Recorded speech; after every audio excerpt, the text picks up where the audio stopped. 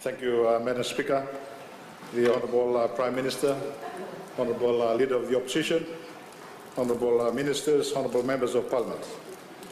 Madam Speaker, I rise this evening to lend my support to the budget of 2017 to 2018.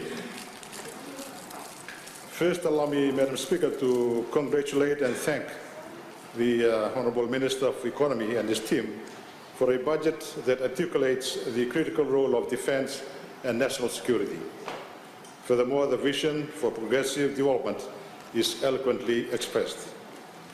Madam Speaker, as Minister for Defence and National Security, the irresponsible and misleading comments regarding the RFMF and the Fiji Police Force made by the Honourable Pulitawu cannot go unchallenged.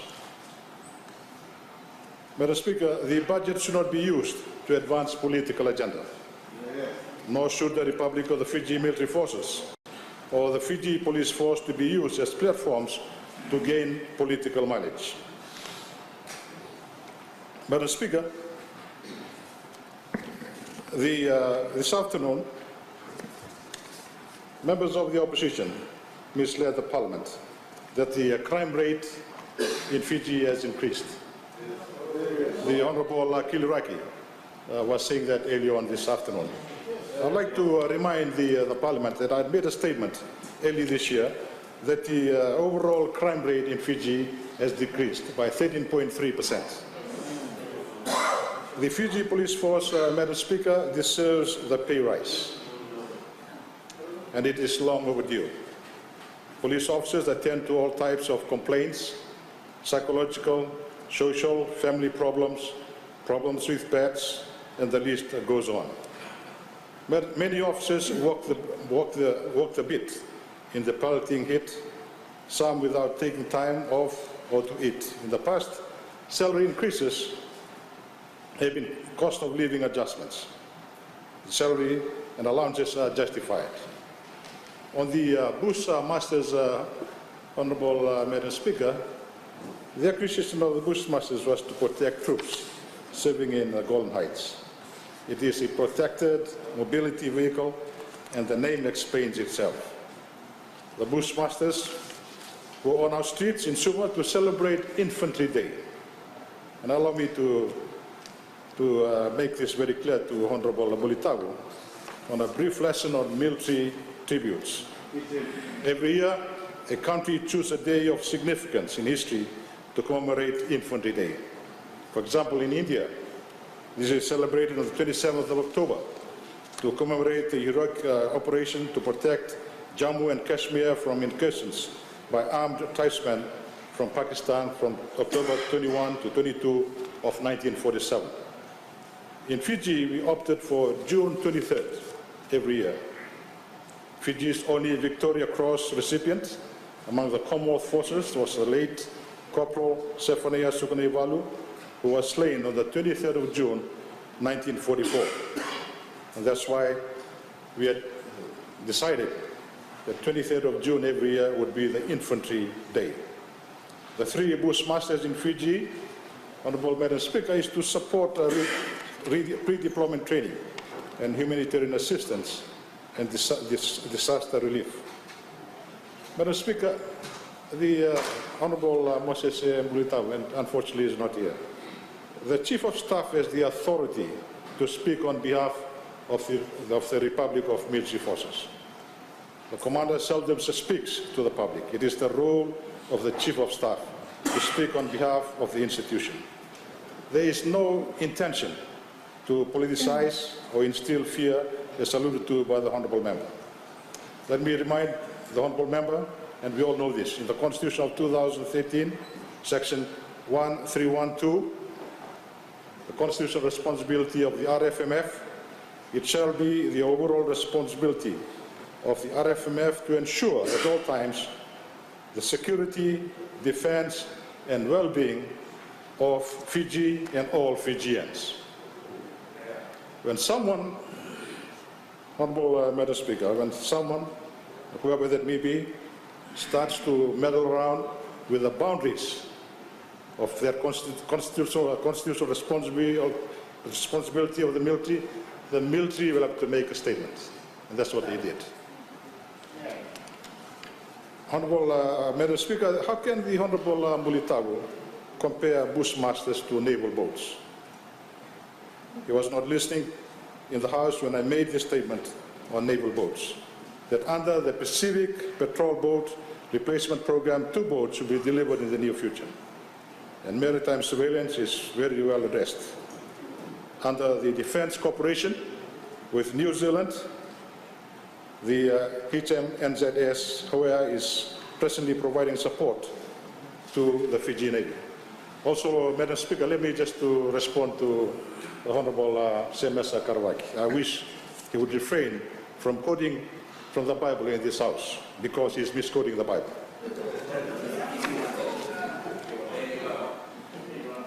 Madam Speaker, the fighting crime is not only the responsibility of government. It's not only the responsibility of government. It's our responsibility, everybody's responsibility. Traditional leaders, churches, families, schools, everybody, faith-based organization leaders. It is all our responsibility. We cannot continue to say that the government should be doing this in terms of, and I must say, Madam Speaker, this is my personal view, that maybe the churches should be doing more to teach the members of the church to be better citizens. Madam Speaker, the world has changed profoundly. Fiji has experienced the formidable acceleration of information exchanges, rapid movement of people, which has had an impact in the changing defense and security landscapes. Consequently, the Ministry of Defense is aware of demands on defense and nation security beyond its traditional role. This budget allows 2 disciplined forces to carry out their roles and responsibilities resourcefully and competently. Madam Speaker, the Ministry of Defense and National Security provide policy oversight on the 2 disciplined forces, the Republic of Fiji Military Forces and also on the Fiji Police Force. The Republic of Fiji Military Force, RFMF, is entrusted by our Constitution, as I mentioned before, to provide for the security, defense and well-being of Fiji and all Fijians. As such, the RFMF is required to have an operational capability for the defense of our interests, both on land and on sea. The RFMF is also charged for providing forces for international peacekeeping operations in line with government's foreign policy and maintaining world peace. In this regard, Madam Speaker, government has allocated around $96.7 million in the 2017-2018 budget, an increase of only $0.288 million. This caters for the overall operations of all RFMF units, including the Naval Division and the Hydrographic Unit. Madam Speaker, I wish to briefly update the House on some major highlights of the 2000 to 2018 budget for RFMF and peacekeeping support operations. In 2017 to 2018 budget, government has allocated funds for a number of ongoing capital projects, which includes the renovation and upgrading of RFMF infrastructures with an increased provision of $400,000. In order to train and prepare military personnel earmarked for international peacekeeping duties, the Black Rock Integrated Peacekeeping Center in Nadi has been undergoing phased construction. A sum of $2 million, Madam Speaker, has been allocated in the budget to cater for the construction of the Peacekeeping Center, new mess hall, and phase 2 of the earthworks construction. Madam Speaker, the Sukanaivalu BC Barracks in Lambasa is one of the oldest RFMF camp that caters for around 113 personnel. Due to the deterioration of the camp's infrastructure, a sum of $270,000 has been allocated for the upgrading of the Sukanaivalu camp, a reduced provision from $410,000 that was provided in the 2016-17 budget. The camp also houses the RFMF engineers were deployed on rural development projects and HADR assistance in the Northern Division. Another important project for the RFMF is the construction of a magazine at the Queen Elizabeth Barracks in Suva. This project ensures that military ammunitions and explosives are safe and well secured. A reduced provision of $400,000 is provided in the 2017-2018 budget for the project. In addition to this, a sum of $200,000 is provided for the upgrade and renovation of the armory to ensure that weapons are properly stored. A sum of $300,000 has been allocated for the upgrading of the Logistics Support Units complex and the other ranks mess. This is to cater for the re-roofing and general repairs of the complexes, which needs urgent maintenance due to its deteriorating condition. Madam Speaker, another camp that needs urgent attention is the Duke of Edinburgh Barracks in Lautoka. Urgent maintenance work is required for the camp's accommodation and ablution blocks, whereby government has provided an increased provision of $300,000. Madam Speaker, the RFMF is also heavily involved in numerous projects and programs in Fiji's rural and maritime region as part of its commitment to the improvement of the well-being of the Fijian people. The RFMF Engineering Corps carries out an extensive range of development projects across the country that improve the living conditions of ordinary Fijians through projects initiated by the Office of the Prime Minister, donor agencies, and other ministries and departments. In addition to this, the RFMF Engineering Unit looks after the infrastructure and amenities for the whole of the Republic of Fiji Military Forces. A budgetary provision of $350,000 is provided for the RFMF amenities and infrastructure, and additional $350,000 for the purchase of tools and equipment for the RFMF engineers. Apart from the normal deployment of RFMF engineers in undertaking rural projects, the unit was extensively involved in the post-tropical cyclone Winston rehabilitation works. The works carried out includes deployment to Vunombalavu for repairs of the Andi Maopa Secondary School and the Mualevu schools and police stations. Repair works at the St. John's College in Naovalau assist the Indonesian Army engineers in the reconstruction of the Queen Victoria School in Tailevu. Assessment work conducted by the post-TC Winston in Ba, Tavua, and Rakiraki areas. From the beginning of 2017 calendar year to date, the RFMF engineers has been engaged in the construction of 60 houses for the Ministry of Rural Development, part of the rehabilitation works for the post-TC Winston. The next planned work program for the unit includes the construction of 28 houses in Rambi Island. In addition, phase 2 of the construction of Rotuma Hospital is ongoing, a significant project for the Ministry of Health and Medical Services, which is costed around $5.9 million. Other construction projects is due to commence in the maritime zones, especially in Ngau and Kandavu. Equipping all RFMF personnel with the required personnel equipment, communication equipment, and tools is a necessity.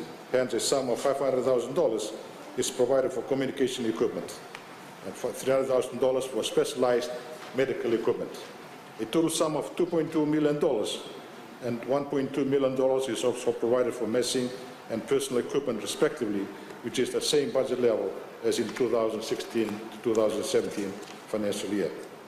Madam Speaker, we can all agree on the growing use of information technology for the efficient and effective achievement of institutional outputs and service delivery.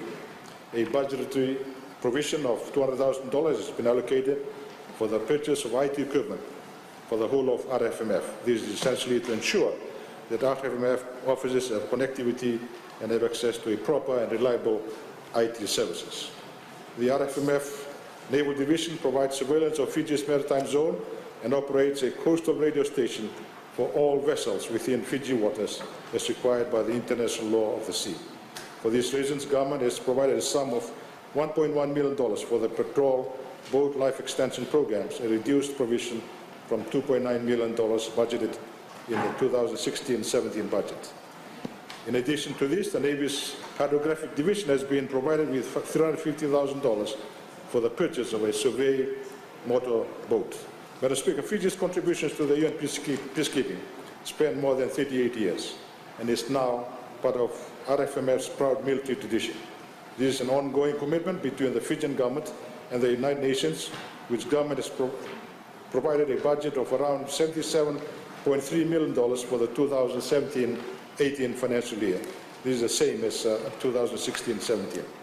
But to speak on the Fiji Police Force, there's no doubt in our minds that the Fiji Police Force requires all assistance it can get to mitigate the concerns of our internal and external security. Over the years, the Fiji Police Force has established relations and strengthened partnerships with communities, businesses, the private sector, and development partners, many of whom have given support and assistance from CCTV cameras to vehicles and other items. And I wish to acknowledge these partners and the confidence they bestow on our Fiji Police Force. This budget builds on relationships. Additionally, it enhances the institutional strengthening of the FPF, of the Fiji Police Force.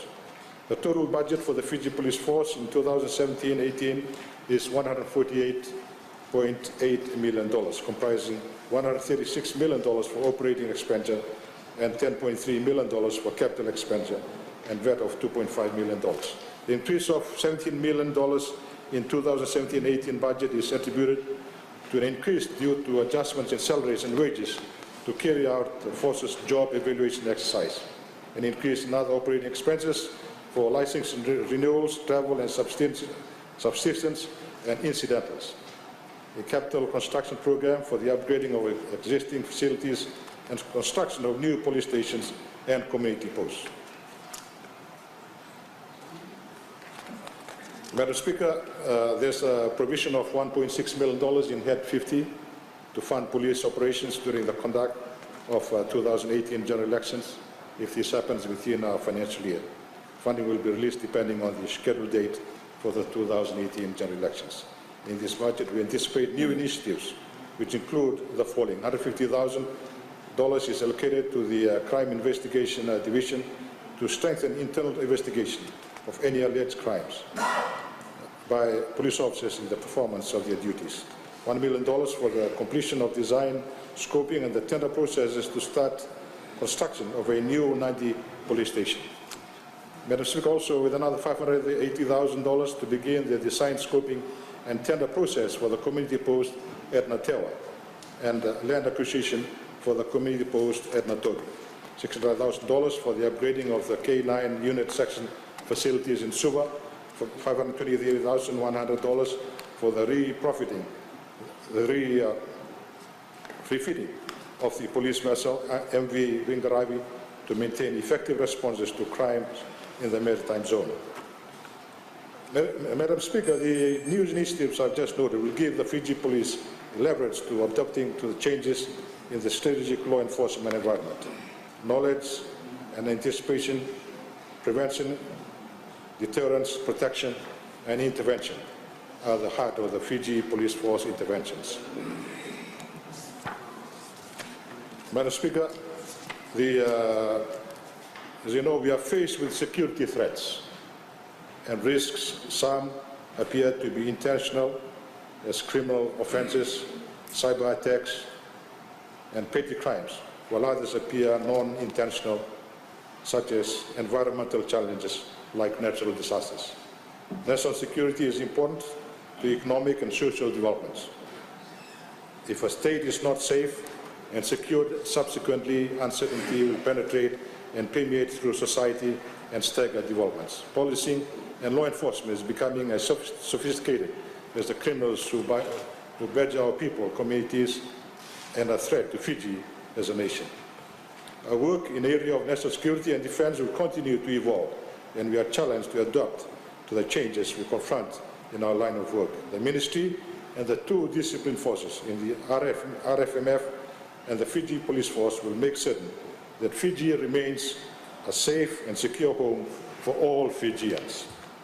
I would like to extend an invitation to my colleagues in Parliament to join in our efforts. Madam Speaker, I reiterate my support for the budget 2017 to 2018. Naka, and thank you.